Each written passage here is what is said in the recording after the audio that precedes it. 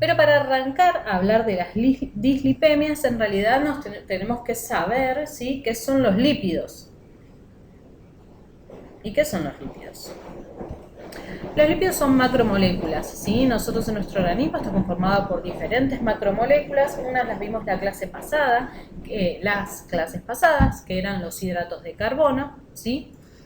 Otras son las proteínas y también, digamos, constituyen este grupo de macromoléculas los lípidos, ¿sí? En realidad, digamos que ¿a qué nos referimos con macromoléculas? En realidad son, la palabra lo dice, obviamente, moléculas macro, o sea, grandes, pero no me refiero a eso. En realidad, digamos, son estos tres grupos muy importantes porque cumplen funciones de suma importancia, ¿sí?, y vitales para el correcto funcionamiento de nuestro organismo. Entonces, ahora igual se los voy a mostrar y lo vamos a ver, se van a dar cuenta de que en realidad son fundamentales, ¿sí?, para nuestro organismo, ¿sí?, para nuestro cuerpo. Sacando de que los lípidos, después vamos a ver lo que son, pueden ser grasas o aceites y demás, y los encontramos en diferentes comidas y eso, pero cuando lo incorporamos cumple funciones específicas que son muy útiles, ¿sí? Entonces, estábamos diciendo de que son macromoléculas, en general están formadas por carbono, hidrógeno y oxígeno, ¿sí? Estas, digamos, son sustancias orgánicas de una composición más compleja que los glúcidos, ¿sí?, que los hidratos de carbono. Pueden ser tanto sólidos o líquidos, ¿sí?, dependiendo, digamos, a qué temperatura se encuentren. Y a temperatura ambiente también podemos encontrarlos tanto sólidos como líquidos. Entonces van a ser llamadas como grasas o aceites, ¿sí? En realidad, digamos, los lípidos están formadas por moléculas complejas del tipo de los triglicéridos, ¿sí?, que estas resultan de la combinación de tres cadenas carbonadas. Cuando digo carbonadas es porque en su composición tienen carbonos, ¿sí? Igual voy a hacer esta aclaración porque ya estoy como imaginando sus caras de qué está diciendo, se está yendo por la tangente y no entiendo nada. No me importa cadenas carbonadas y demás, ¿sí? Esto estamos viendo como una introducción, ¿sí?, para que sepamos. O sea, yo no puedo empezar a hablarles de dislipemia si ni siquiera si no saben y no conocen lo que es un lípido, ¿sí? Es una introducción para que ubicarnos en tiempo-espacio, ¿sí?, y en el lugar adecuado para que después podamos hablar de dislipemias, ¿sí? Entonces, están formados, digamos, esos triglicéridos combinados con estas tres cadenas carbonadas que son ácidos grasos, ¿sí? Voy de vuelta. El triglicérido, ¿sí?, está formado por los ácidos grasos y una molécula que se llama glicerina, ¿sí?, porque volví a hablar y me parece que se los dije mal. Entonces, retomo, ahora lo vamos a ver igual en una imagen. Y la particularidad que tienen los lípidos es que son insolubles en agua, ¿sí?, y son solubles en solventes orgánicos. Entonces, esta característica es muy importante porque va a hacer de que los lípidos se presenten de una manera especial cuando están en soluciones acuosas, ¿sí? Acá lo vamos a ver. Entonces tenemos al glicerol, ven que es una cadena carbonada porque tiene CCC, ¿sí? Y después tenemos tres ácidos grasos, ¿sí?, tres cadenas de ácidos grasos que se unen, se combina el glicerol más ácido graso y me da el triglicérido, que el triglicérido es el lípido, ¿sí? Bien. Como les comentaba, en realidad este triglicérido, que es insoluble en agua, pero soluble en solventes orgánicos, ¿qué es lo que sucede? En realidad, ¿sí?, es insoluble, pero tiene, digamos, una cabeza hidrófila, ¿sí?, o hidrofílica y una cola hidrófoba, ¿sí? O sea que a la cabeza le gusta el agua, ¿sí? Pero a las colas no. Entonces, cuando yo lo pongo a mi lípido en agua, ¿qué es lo que van a hacer? Se van a disponer de esta manera, ¿sí? Formando, esto se llama micela, ¿sí? Esta micela es esta disposición que toma el lípido para que, porque las colas no quieren estar en contacto con el agua, las repelen, entonces tienen que estar como protegidas. Entonces lo que hacen es se unen entre sí y las cabezas, que son las más amigas del agua, se quedan como en contacto, ¿sí? Otra disposición que podemos observar en nuestro organismo a nivel celular, ¿sí? Son algo súper importante que es, digamos, una bicapa lipídica, ¿sí? Esto es bicapa lipídica. ¿Qué es lo que observamos acá? Si me vieran, estoy señalando como si me estuvieran mirando, pero bueno, no importa. Esto es digamos, de lo que es la clase online, ¿no? Uno, digamos, a veces se olvida que está solo haciendo la clase. ¿Qué es lo que pasa? En esta bicapa lipídica, ¿sí? Esta bicapa lo que va a hacer es formar como la estructura de las células. ¿Por qué se disponen de esta manera? Porque yo tengo de un lado agua y del otro lado agua. Entonces, si yo tengo en el interior agua y en el exterior agua, nunca voy a poder tener las colas ahí dando vueltas, ¿sí? Entonces, ¿qué es lo que hacen? Forman una capa o una bicapa, ¿sí? Porque si yo formo una capa sola, las colas, ¿sí? O sea, ustedes fíjense de que ahí tengo cabeza arriba, cabeza abajo y colas en el medio. Tapen la parte de abajo y piensen ustedes que si tengo cabeza y colas, las colas, yo tengo agua del otro lado. Entonces las colas van a estar en contacto con el agua y no quieren estar en contacto con el agua. Entonces por eso se forma esta bicapa, ¿sí? Hago que cabezas estén para afuera, ¿sí? Entonces estén en contacto con el agua y adentro las colas protegidas del agua, ¿sí? Sin estar en contacto.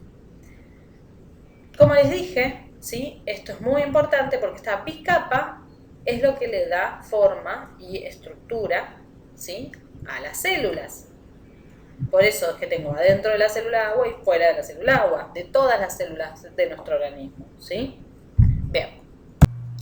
Entonces, ¿por qué nos importa? Porque tenemos las funciones de los lípidos, como les estaba contando, una es estructural.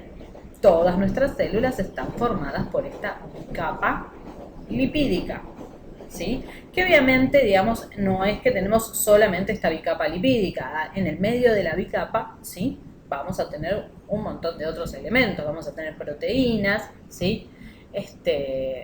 Podemos tener colágeno, podemos tener un montón de otros elementos. Pero ustedes piensen de que esta bicapa lipídica, la función que tiene, y es muy importante, es que es selectiva, ¿sí?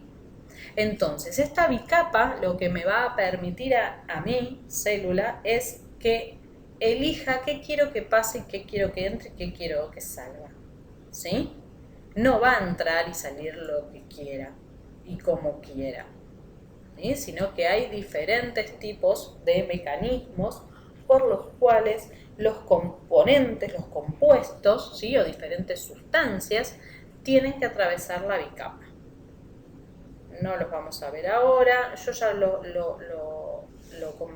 hablé un poco, bueno, las que vienen conmigo desde el año pasado, sí hablamos un poco de lo que son transporte activo, transporte pasivo, ¿sí? Es esto, los diferentes tipos de transporte son los diferentes tipos de transportes, ¿sí? Como tengo colectivo, taxi, Uber, remis, bicicleta. Bueno, es exactamente lo mismo, ¿sí? Estos son diferentes tipos de mecanismos por el cual las sustancias pueden pasar y atravesar esta bicapa. Porque, si quiere, paso, no sé, por ejemplo, como para ser más explícita. Si quiere transitar un perro solo en una bicicleta, no puede. Bueno, esto es semejante, ¿sí? Lo que va a hacer es que depende de la sustancia, ¿sí?, que quiera atravesar, va a ser el transporte que va a necesitar usar, ¿sí?, para poder pasar. No todos los transportes son para todos los componentes, ¿sí?, para todos los compuestos o sustancias que quieran pasar, ¿sí? Y ustedes fíjense algo muy interesante, que hasta la misma agua necesita un transporte, necesita alguna manera especial para pasar. Porque ustedes fíjense que si o sea, ¿cómo hace para pasar el agua por el medio si en realidad las colas no la repelen? Es difícil. Entonces existe, digamos, un mecanismo que son canales, por ejemplo, ¿sí?, que permiten de que el agua pase, que pasen iones y demás. Esto para que tengan una idea de cuán importantes son los lípidos. Además, son obviamente una importante fuente energética, ¿sí?, y de reserva. Como ustedes bien saben, digamos, cuando uno no ingiere, o sea, el combustible más importante y el que más utilizan las células es la glucosa, ¿sí?, es el azúcar, los hidratos de carbono. Cuando esto ya se acaba, ¿sí?, se empiezan a consumir los lípidos, ¿sí? Entonces, los lípidos son como la segunda opción o el plan B del organismo para obtener energía y para utilizarla, ¿sí? Y cuando esto ya se acaba, ahí pasan a utilizar las proteínas, ¿sí?, como fuente de energía. Y bueno, ahí ya estamos complicados igual, ¿sí? No tenemos hidratos, no tenemos lípido, pero bueno, no importa. Piensen en eso, que es entonces una importante fuente de energía, ¿sí? Después también es reguladora, ¿sí? Los lípidos van a ayudar y van a regular lo que respecta, digamos, a la secreción de hormonas, por ejemplo, y también tienen también son reguladoras en esto, ¿no? En esto que contábamos de la parte estructural de la bicapa, de qué permito que pase y qué no, ¿sí? Y también, ¿sí?, sirve para lo que respecta el transporte de vitaminas liposolubles, ¿sí? Esto nos va a ayudar a que se pueda, digamos, cuando nosotros tenemos una alimentación adecuada, ¿sí?, en cantidad de grasas, nos asegura que se puedan, digamos, podamos tener un aporte, se puedan transportar y absorber las vitaminas liposolubles, porque al ser liposolubles, ¿sí?, tienen mucha afinidad por los lípidos y no por el agua. Entonces, su transporte perfecto va a ser el lípido. Y también lo que nos da es mayor saciedad, ¿sí? ¿Por qué? Porque lo que hacen las grasas en general son retardar el vaciado gástrico. Entonces, al retardar esto, ¿sí?, nos ayudan y aumentan la sensación de saciedad después de que se produjo la ingesta de alimentos, ¿sí?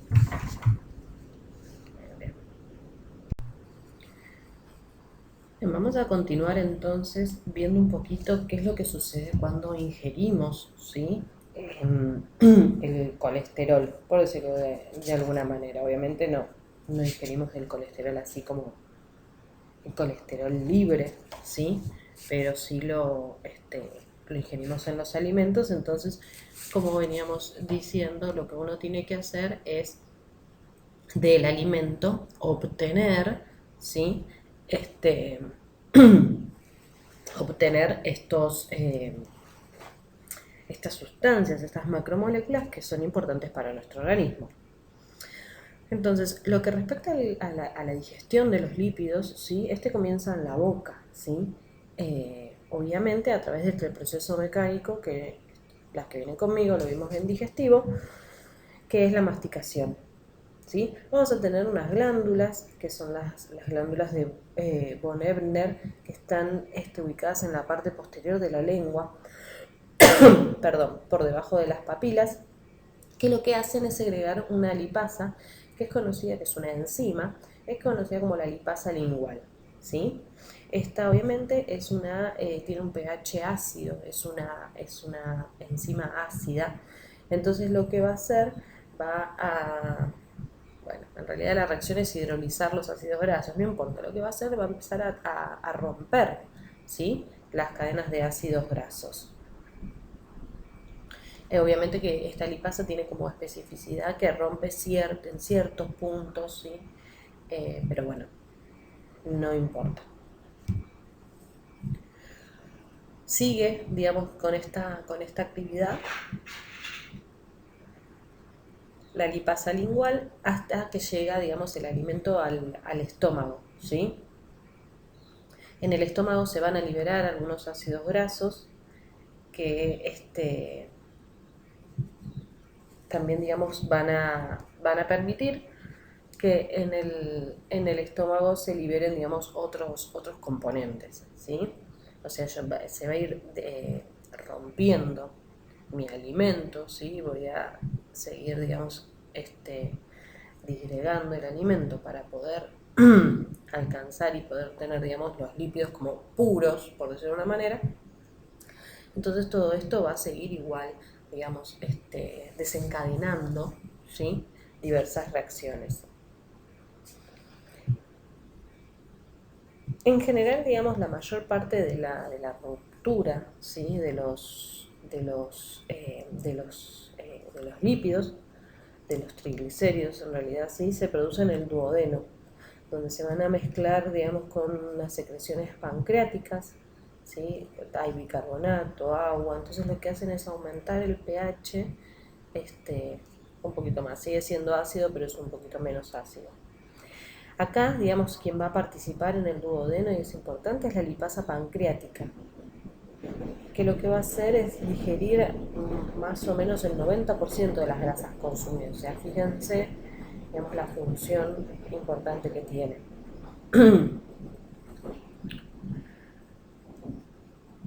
También va a actuar, digamos, va a tener como una compañera que es la colipasa, ¿sí? Para que, digamos, para que la lipasa pancreática digamos, cumpla su función.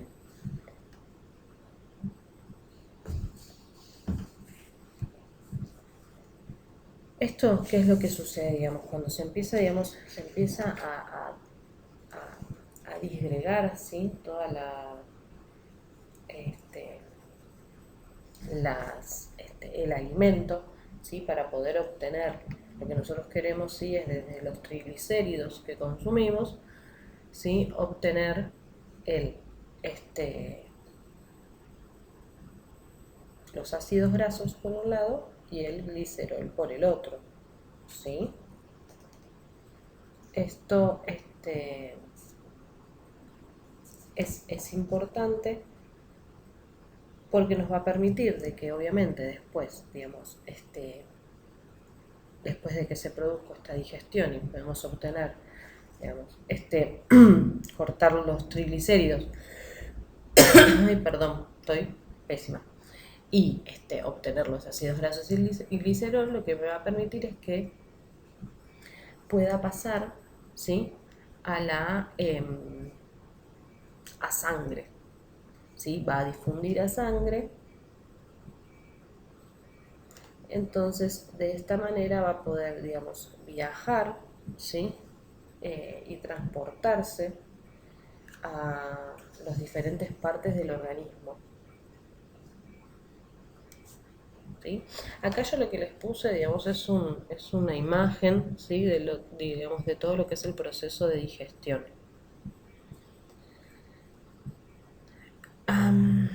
Acá se hincapié en, digamos, primero el kilomicrón, que yo todavía no les conté qué es, el VLDL, HDL, IDL. No se preocupen, no piensen en esto, ¿sí? Ustedes sigan el recorrido, ¿sí? La boca, obviamente estómago, en intestino, ¿sí? pasa a capilares,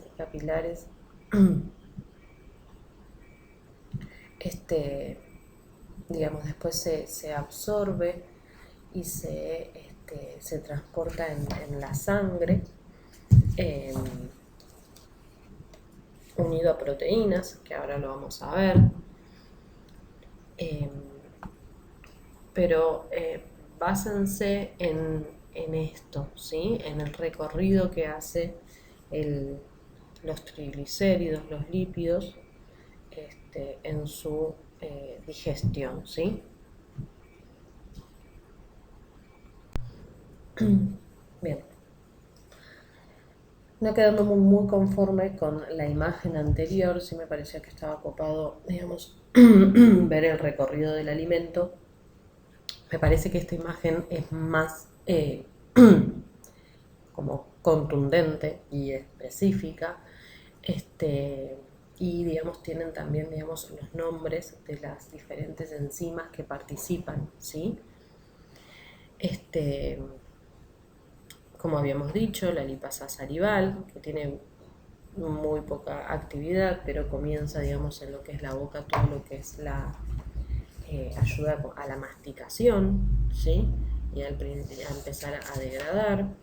Después tenemos la lipasa gástrica, que está en estómago, ¿sí? Que en realidad hay mucha bibliografía. Dice que la misma lipasa salival es la que, o lipasa lingual, sí, es la misma. Lingual y salival es lo mismo, por las dudas. Mucha bibliografía dice como que en realidad es la misma lipasa acompañada con otras enzimas que sigue actuando en estómago. Pero bueno, eso es dependiendo de la bibliografía que se consulte, ¿sí? Hay otros que sí, que hacen como una diferenciación, más que nada esto se debe más que nada por dónde está ubicado, ¿sí? O sea, por dónde actúa. La lipasa salival o lingual es lógico que actúe en boca, ¿no? Y porque actúa en boca le ponen ese nombre. Entonces, si después, digamos, tenemos una enzima que actúa en estómago, dejarla con salival es como medio genera, digamos, puede ser genera la confusión, ¿sí? Y después tenemos, obviamente, digamos, en lo que respecta al duodeno, la lipasa pancreática, muy, muy importante, ¿sí? Ayudan las sales biliares, estas también, ¿sí? Y bueno, tenemos las hormonas y las esterasas, esto no le den tanta importancia, ¿sí? Importante lipasa pancreática, sales biliares, porque nos van a ayudar las sales biliares. En realidad lo que nos va a ayudar es que estos lípidos puedan formar estas micelas que yo les contaba anteriormente.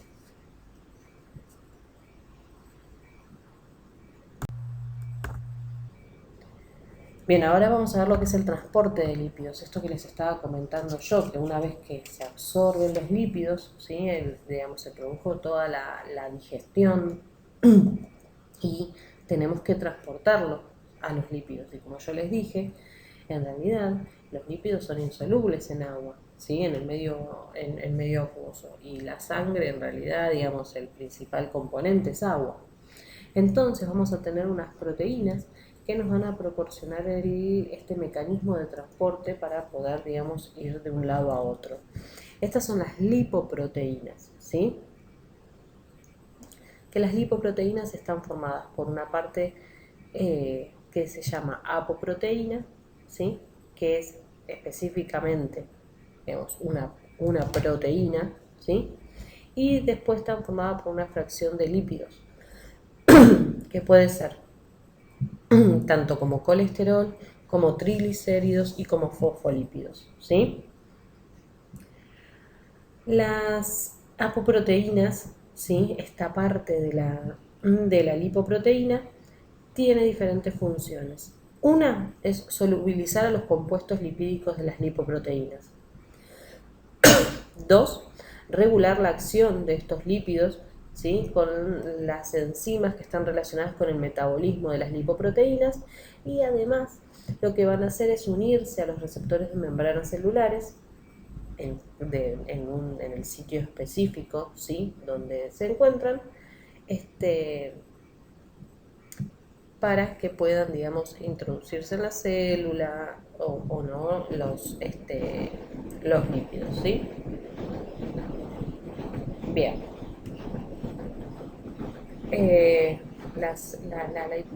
Tanto las lipoproteínas como las apoproteínas, ApoA, ApoB, estos se dosan, ¿sí? En laboratorio. En general son, digamos, cuando un paciente es diagnosticado con alguna dislipemia, este es un valor, digamos, que se dosan.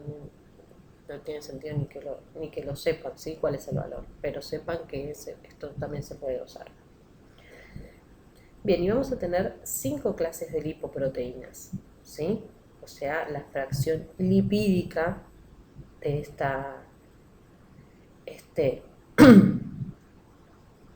este, teníamos la fracción lipídica, ¿sí? Que podía ser tanto colesterol como triglicéridos, y teníamos la parte de la apoproteína. Estas dos pueden formar diferentes lipoproteínas.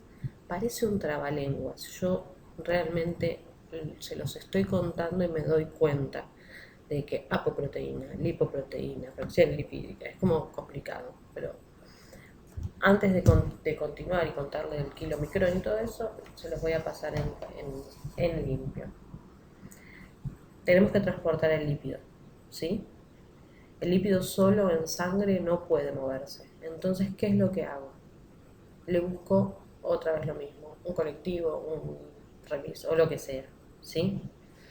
Esto se llama lipoproteína, ¿sí? Lo que va a hacer es el lípido que yo quiero transportar con una proteína se van a unir, forman la lipoproteína, y esta va a ser, digamos, la que se mueva en sangre, ¿sí? Es así de simple. Yo sé que les di como muchas vueltas, pero para cerrar y para tener la idea clara, apoproteína, o sea, una proteína, más el lípido que quiero transportar, se unen, forman lipoproteínas, ¿sí? Estas lipoproteínas hay 5. Tenemos a los kilomicrones, ¿sí? Al VLDL, ¿sí? Que es una lipoproteína de muy baja densidad. Si ustedes se fijaban en la imagen que hacíamos, que veíamos,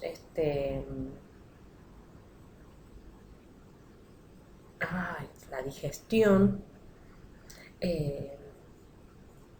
ahí aparecían los kilomicrones, LDL, BDL, yo les dije que no se los iba a comentar todavía.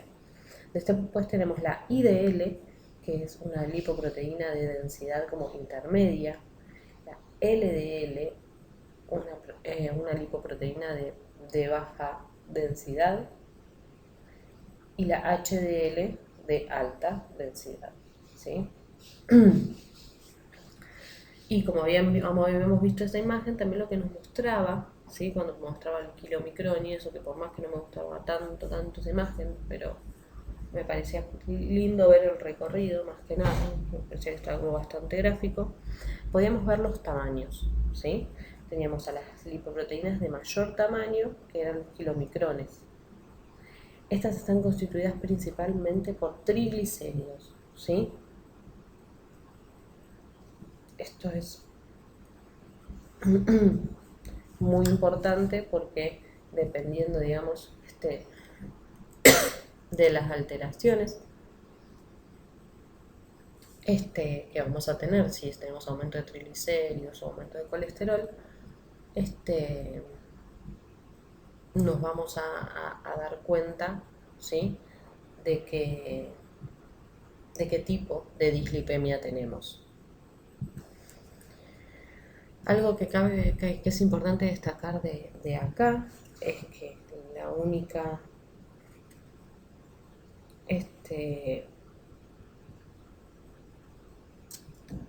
digamos, lipoproteína buena, ¿sí? Es el famoso colesterol bueno, ¿sí? Es el HDL. Porque, ¿qué es lo que pasa? Tanto, o sea, kilomicrones, VLDL, IDL, LDL, lo que hacen es transportar desde, ¿sí?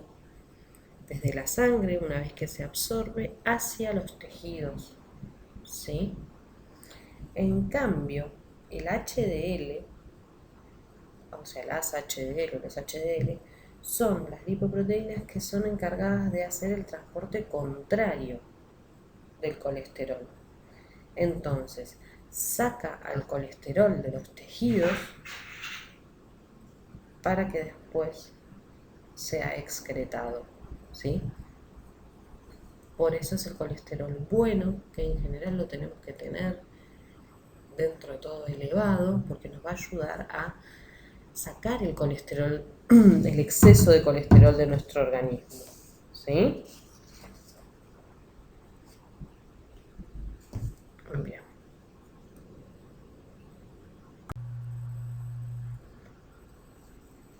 Ahora sí, vamos a hablar entonces un poquito de dislipemias. ¿Qué es la dislipemia?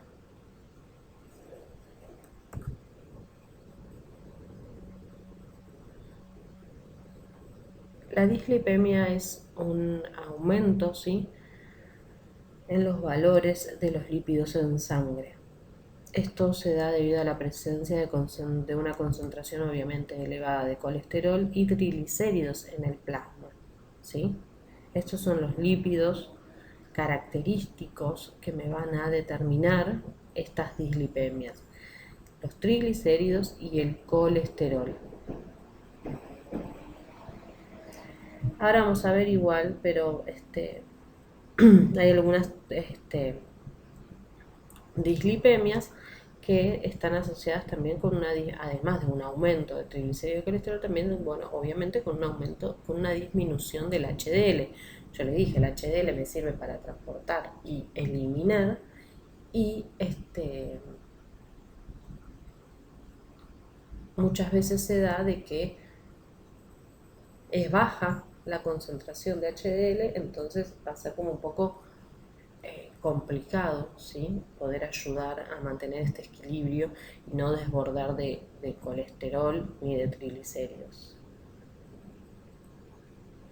Podemos tener, por ejemplo, la hipercolesterolemia, que es un colesterol total mayor a 200 miligramos por decilitro, la hipertrigliceridemia, que es triglicéridos mayor a 150, ¿sí? Pero obviamente todos estos son aumentos sostenidos en el tiempo, no es una medición sola, medio alto, listo, tengo hipercolesterolemia, por ejemplo. No, como lo dijimos con la diabetes, en este caso se maneja de la misma manera, ¿sí? No es una medición sola la que me diagnostica.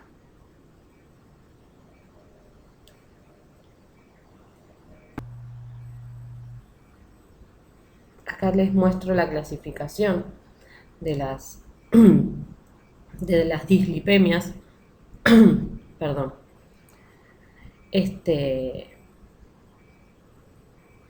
Acá, si ustedes se fijan, les da las diferentes, esto para que lo vean nada más, ¿sí? Yo no quiero que sepan que es la hipercolesterolemia poligénica, no.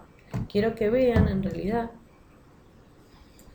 que muchas veces, y que es importante, fíjense en la columna de defecto, ¿sí?, qué es lo que causa que tengamos este aumento. Fíjense de que en varios casos es desconocido, y otros, ¿se acuerdan que les dije que teníamos las apoproteínas? Entonces, bueno, cuando tenemos una disminución de las apoproteínas, dependiendo qué apoproteína, es que se va a dar, ¿sí?, la dislipemia, ¿sí? Porque hay diferentes apoproteínas para depender de lo que queremos transportar. Y fíjense las variaciones. CT es colesterol total y triglicéridos es normal. Tenemos la primera, que tenemos un aumento solo de colesterol y los triglicéridos normales. Hay, cuando aumentan los triglicéridos, ¿sí? Puede ser que el colesterol se mantenga normales o no. Em, Fíjense en este caso cuando aumentan los kilomicrones, ¿sí? Que el colesterol se mantiene normal, pero los triglicéridos están súper elevados. Y ahora, digamos, esto es como una clasificación como bastante, digamos, exhaustiva, pero la clasificación que más se utiliza es esta, ¿sí? Más sencilla. Cuando ustedes les hacen algún tipo de análisis de sangre y les hacen un lipidograma, ¿sí? Lo que van a detectar y van a empezar a evaluar es esto, ¿sí? Cómo están los kilomicrones, cómo están las diferentes, las diferentes lipoproteínas. Entonces ahí van a definir qué, qué dislipemia tienen, ¿sí? Tipo 1A, tipo 1, tipo 2A, 2B, 3, 4, 5, y fíjense, muchísimo más resumido, cómo tienen, digamos, las alteraciones de los lípidos, ¿sí? Tipo 1, aumento elevado de triglicéridos, tipo 2A, el colesterol, tipo 2B, el colesterol y los triglicéridos, ¿sí? Y fíjense que las flechitas obviamente les indican la intensidad de crecimiento, ¿sí? Puede ser que esté un poquito elevado o muy elevado, y fíjense cómo en general lo que se eleva muchísimo, ¿sí? Son los triglicéridos. Porque cuando tengo los kilomicrones elevados, yo les contaba que los kilomicrones tenían en su interior, llevaban el gran, digamos, el gran compuesto que llevaban eran los triglicéridos. Eh, pero bueno, esta es como una clasificación más, más sencilla y más linda. Pero como les dije, no, no quiero que se sepan todo esto, sí me gustaría que sepan que existen diferentes tipos, ¿sí?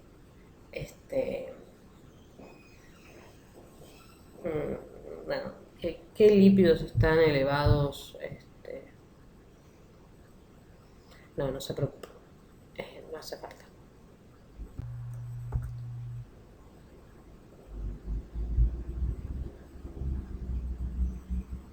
Bien.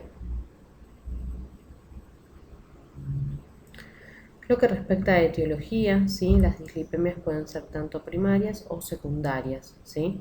Las primarias son causas genéticas, ¿sí? Es más que nada, y secundaria es en realidad a causa del estilo de vida y otros factores. Obviamente que, digamos, tanto las causas primarias como las secundarias lo que van a ayudar es que, digamos, se desarrollen estas dislipemias en diferentes grados o intensidades, ¿sí? Las causas primarias son en general mutaciones de genes, ¿sí? Que pueden, digamos, conducir a una hiperproducción o una eliminación defectuosa de los triglicéridos y del colesterol LDL, ¿sí? Que este es el colesterol malo, el que no queremos tener nunca elevado y el que hay que controlar. O también puede ser una producción deficiente o insuficiente de HDL, ¿sí? Y respecto, digamos, a las causas secundarias, en realidad esto se da más que nada en adultos, y la más importante es obviamente el estilo de vida y la ingesta, eh, digamos, y la alimentación, ¿sí? Si la persona tiene un estilo de vida sedentario y tiene una ingesta excesiva de grasas saturadas, colesterol y grasas trans, y bueno, o sea, estamos como camino a una dislipemia. Hay otras causas obviamente que influyen, digamos, si son de este tipo, de las causas secundarias a las dislipemias, que son la diabetes mellitus, el consumo excesivo de alcohol, la enfermedad renal crónica, el hipotiroidismo. Puede ser que haya ciertos fármacos, ¿sí? Como los estrógenos, los glucocorticoides, las tiazidas, que son los diuréticos. También, digamos, pueden disminuirles el HDL, el tabaquismo, ¿sí? Por ejemplo, también, digamos, tener un síndrome nefrótico, ¿sí? Digamos, una patología renal también les puede, digamos, desembocar en una dislipemia. Signos y síntomas. En realidad, digamos, es asintomática, no causa síntomas por sí misma, pero obviamente, digamos, puede causar tanto enfermedades coronarias, accidente cerebrovascular, pancreatitis aguda cuando tenemos una elevación de los triglicéridos mayor a los 1000 miligramos por decilitro. Obviamente podemos tener, no sé, hepatoesplenomegalia, disnea, confusión,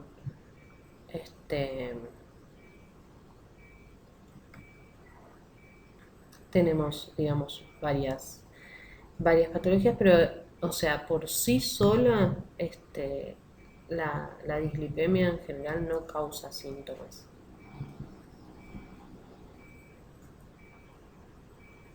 Y esto sí es importante, es a modo, no es importante, es a modo, para que sepan, en general, digamos, cuando uno realiza una extracción de sangre, ¿sí? Nosotros vemos la sangre así, roja, ¿sí? Pero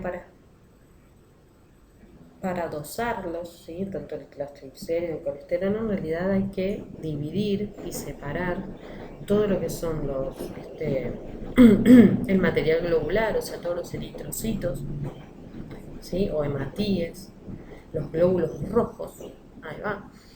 Hay que separar todos los glóbulos rojos y los glóbulos blancos, hay que separar de toda la parte líquida. Y a nosotros nos importa la parte líquida para analizar. Cuando una persona tiene elevados triglicéridos, en general el color del plasma, que es la parte líquida, es un color amarillo brillante. Si quieren asemejarlo a algo como un, no sé, como un vaso de vino blanco, por ejemplo. Un estilo así, un poquito más claro. Sí, no, así. Puede ser digamos, un jugo de manzana, un poquito más claro. Cuando una persona tiene los triglicéridos elevados, eso es blanco como la leche. O sea, por todo el material graso, ¿sí? Por toda la materia grasa que tiene la sangre, ¿sí? Que obviamente hace que sea como más espesa. Cuando uno separa, digamos, todos los glóbulos blancos y los glóbulos rojos, se ve, en vez de ese amarillo transparente, ¿sí? Porque es translúcido, se ve como si pusieran leche o la grasa para hacer tortas fritas y eso, bueno, igual, de esa manera se ve. Fíjense cómo, digamos, si bien no hay signos y síntomas así que lo evidencien así tan fácilmente, como en realidad digamos que en un análisis de sangre uno sin dosarlo, ¿sí? Sin decir, bueno, acá hay tanto, yo ya miro el plasma y yo me doy cuenta de que eso ya va a ser elevado, ¿sí? Nada, es a modo para que tengan una idea cómo nuestro organismo o sea, como puede, manifiesta en realidad si hay alguna alteración, ¿sí? Y hay alguna patología dando vueltas.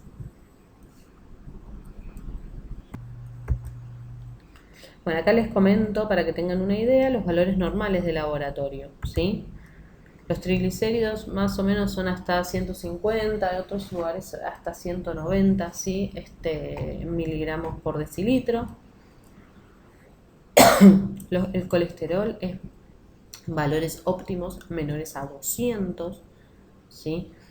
Van a ver de que va a haber como una diferenciación. A veces le ponen hasta 200 o le ponen de 100 hasta menor a 150, de 150 y 200.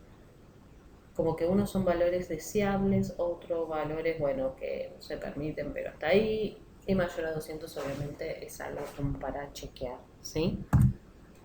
Y el colesterol, el HDL, que es el bueno, es el que nos importa, tiene que ser mayor a 60 aproximadamente, ¿sí?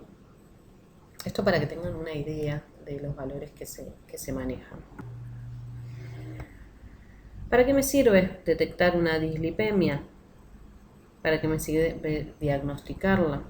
Obviamente que los objetivos de las detecciones de las dislipemias es detectar los individuos, ¿sí?, con concentraciones altas de lípidos, verificar, digamos, y ubicarlos dentro de un perfil de riesgo, si van a tener, digamos, alto riesgo de tener alguna complicación cardiovascular, y obviamente derivarlos al médico, ¿sí?, para que lo pueda, diagnosticar, ¿sí? Y les pueda dar, digamos, un tratamiento a seguir.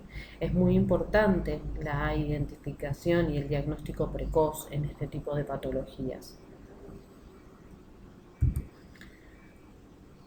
También, digamos, sirve para lo que es aumentar el interés de la población en general, ¿sí?, para que conozcan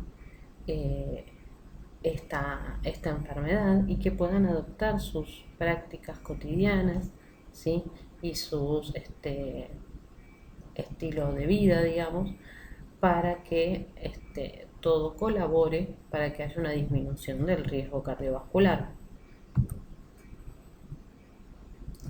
Y eso, lo que les estaba diciendo. Lo más importante es eso, ¿sí? Realizar todo tipo de, de educación y de actividades y de poner en conocimiento de toda la población de esta patología, porque hay que disminuir las complicaciones cardiovasculares. O sea, es muy importante, ¿sí? Porque digamos, muere mucha gente al año por digamos, accidentes cerebrovasculares, infartos y demás. Y en realidad eso, cuando uno después observa, en realidad venido con siendo pacientes de riesgo por esto, por el estilo de vida, por la poca actividad física, por la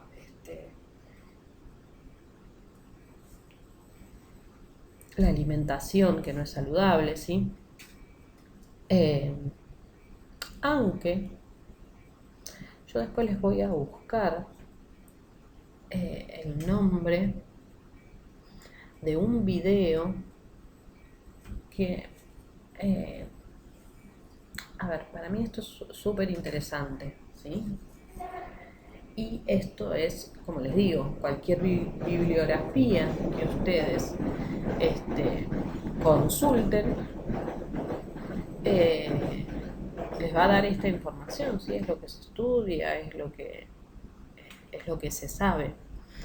Voy a ver si les encuentro, yo lo vi hace un tiempo ya y no me puedo acordar cómo se llama, un video en YouTube que habla en realidad las dietas cetogénicas, la dieta keto, que lo que dice la dieta es digamos, eliminar los hidratos de carbono. Con esto no les, para que les quede claro, no voy a hacer tipo apología de nada, de ninguna dieta ni nada, o sea, siempre hay que comer saludable, hay que comer un poco de todo, pero bueno, como para que vean de que hay otra mirada también. Y este video lo que cuenta es esto, que en realidad no es el colesterol acá el malo de la película, sino de que mucha gente, y para muchas otras patologías, como por ejemplo, creo que había una paciente que tenía cáncer de mama, si no me equivoco, pacientes asmáticos, y que hay estudios, ¿sí? Que indican que llevar una dieta, ¿sí?, baja en hidratos de carbono y rica, digamos, y rica en grasas, pero que no, digamos, en grasas buenas, ¿sí? digamos, ayuda digamos, no sé si a curar, pero sí, digamos, a aliviar los síntomas y demás de muchas patologías. Es más, había una nena, si no mal no recuerdo, que tenía autismo y creo que tenía, digamos, ataques de epilepsia o algo así. Bueno, como que cambió su alimentación y disminuyeron un montón y la nena era sociabilizaba muchísimo más. No, es después, se los encuentro, si les interesa, obviamente, se los paso, pero para que vean cómo todo va evolucionando, ¿sí? Cómo todo va cambiando. Como yo ahora les estoy diciendo esto, ¿sí? Que el colesterol, el sexo es muy malo. Y por otro lado, en realidad, lo que tratan de estudios, parece, porque encima es eso, en un momento habla de todo lo que respecta al riesgo cardiovascular, ¿sí? Y lo que vamos a ver posteriormente, que es aterosclerosis. Que le hicieron un juicio a un médico por decir de que en realidad el colesterol no era el malo, digamos. Eh,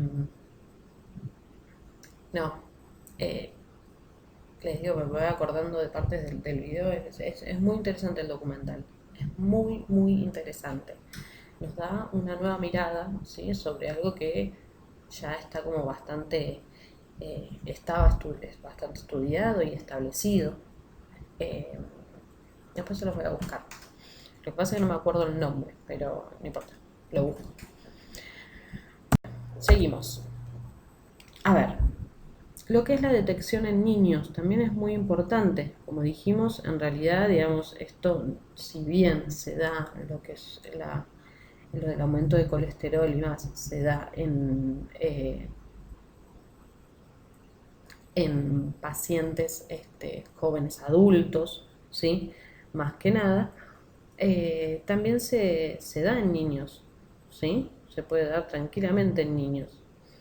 Entonces hay que tratar de, de detectarlo, ¿sí? Precozmente, porque más que nada esto, recuerden que dijimos de que podía ser por una falla genética, así que si tenemos alguna mutación o alguna falla genética, a los chicos tranquilamente les puede afectar, ¿sí? Entonces, lo que se va a hacer es, en chicos que tengan factores de riesgo, como por ejemplo diabetes, hipertensión, antecedentes familiares de una hiperlipemia grave, ¿sí? O que tengan, digamos, alguna patología, digamos, alguna cardiopatía, lo que se va a hacer, se le va a hacer, se le van a dosar los lípidos en ayunas una vez entre los 2 y los 8 años, ¿sí?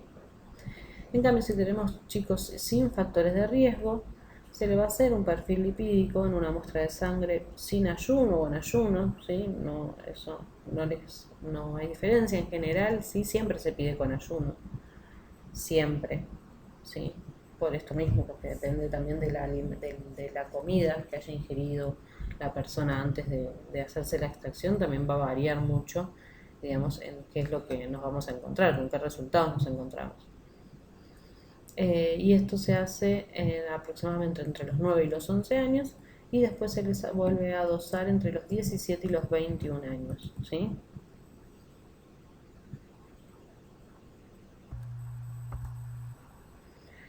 Ahora lo que les quiero contar un poquito para ir terminando.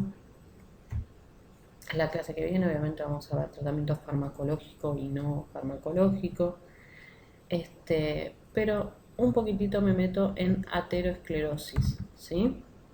¿Qué es aterosclerosis? ¿Qué es la placa de ateroma? ¿Sí? que se forma. En realidad esta es una patología que empieza, digamos, en los jóvenes, y, digamos, lleva tiempo, digamos, se va formando, se da en los vasos, digamos, de mayor calibre, en general se dan las arterias, ¿sí? Lo que va a empezar a formarse es un depósito de pequeñas cantidades de grasa, ¿sí? De colesterol, entre las capas de de la arteria, ¿sí? Si esto o sea, nosotros no cambiamos nuestro estilo de vida digamos, no disminuimos lo que son factores de riesgo, esto se sigue formando, ¿sí? Muchas veces hay que medicar al paciente también. Entonces vamos a tener digamos, esta exposición que tenemos a estos factores de riesgo que pueden desencadenar, digamos, y que pueden, digamos, lo que hacen es ayudar a la formación de esta placa de ateroma. Lo que va a hacer van a desencadenar mecanismos, ¿sí? y procesos celulares que lo que van a hacer es que se siga formando esta placa de ateroma, ¿sí? La placa de ateroma principalmente está formada por colesterol y, como se da un proceso inflamatorio, unas células específicas son los macrófagos. Entonces esto se va como depositando, ¿sí? Se deposita. ¿Y qué es lo que hace? No me permite de que pase la sangre de la misma manera, ¿sí? Entonces se fijan cómo va obstruyendo la luz de la arteria. Acá, se los tengo como para que lo vean mejor. Lo que va haciendo acá para que sepan bien lo que puede producir, ¿sí? Entonces se va formando esta capa, ¿sí? Esta capa va a disminuir la luz de la arteria, entonces no va a dejar que fluya la sangre, digamos, como así, tranquilamente, ¿sí? Va a impedir el flujo de sangre normal y el flujo de sangre habitual. Bueno, hasta ahí como que sí es algo complicado, pero capaz que un poquito manejable. El tema es que se va a empezar también a acumular sangre ahí, porque digamos, va a tratar de pasar, y como tengo esta pared, digamos, va a pasar un poco de sangre, pero hay otra que va a quedar ahí también estancada, ayudando a que se siga formando toda esta pelota, digamos, de grasa, macrófagos, sangre, hasta que en algún momento esto se puede desprender. Y cuando se desprende, ¿sí? Es un trombo o un coágulo que lo que puede hacer es viajar digamos, por los vasos sanguíneos hasta que va a llegar un momento, ¿sí? Va a llegar en algún sitio que se va a chocar y va a tapar la luz de ese vaso sin dejar pasar nada de sangre, ¿sí? Esto, obviamente, digamos, que si sucede, el órgano que tenía que recibir esa sangre no la va a recibir. Por ende, ese órgano o ese tejido no va a estar oxigenado. Entonces, si, digamos, mis nutrientes y el oxígeno yo no lo recibo, ¿qué pasa? Piensen en nosotros mismos, ¿sí? O sea, quizás no se vayan y lo piensen en un tejido específico, sino a nosotros. ¿Qué es lo que sucede si no tenemos oxígeno? Si no nos nutrimos. Nos morimos. Lo mismo pasa con los tejidos, ¿sí? Si yo tapono el único acceso que tengo para recibir oxígeno, se muere, ¿sí? Entonces, esto es lo que sucede, ¿sí? Cuando tenemos, digamos, infartos o el accidente cerebrovascular. Muchas veces se da por esto, porque esta placa, ¿sí? Que la podemos y se puede estar formando por años prácticamente, en un momento se desprende y este coágulo, porque como les dije, yo también tengo sangre, tengo todo un conjunto, tengo una pelota de lo que haya, de lo que pase por ahí, lo agarró y formó la placa de ateroma. Lo que va a suceder es que eso, digamos, se desprenda, viaje, hasta que en algún momento ya no va a pasar más, porque va a ser más grande el coágulo que calibre, ¿sí? de, de la, del vaso sanguíneo, el que sea, y las consecuencias son las que les comenté recién, ¿sí? El tejido que tenía que recibir la sangre tenía que estar, digamos, en irrigación, tenía que estar irrigado, entonces se empieza a morir. Si eso va, digamos, a alguna arteria que irriga al corazón, ¿sí? Que irriga al miocardio, bueno, ahí tenemos un impacto, básicamente. Esto es para que tengan una idea, ¿sí? La próxima clase vamos a hablar un poquito más de esto. Vamos a hablar sobre el tratamiento farmacológico. Obviamente el tratamiento no farmacológico siempre hay, así que también vamos a hablar, y fíjense de que en todas las patologías está, hay, digamos, como un denominador común, que es hábitos saludables, ¿sí? Así que bueno, terminamos por hoy. Espero que les haya resultado interesante la clase y que me hayan podido entender. En algún momento me di cuenta como que eran muchas palabras complicadas y era medio matete, pero traté de volver como y hacerles digamos, la versión como más fácil, ¿sí? Me pasa mucho de que a veces las palabras que uso son como un poco complicadas, pero también me pasa esto que me pasó hoy, que me doy cuenta mientras voy hablando de que no, las palabras son difíciles y el concepto no está quedando claro, entonces retomo y trato de explicarlo de una manera más sencilla, ¿sí?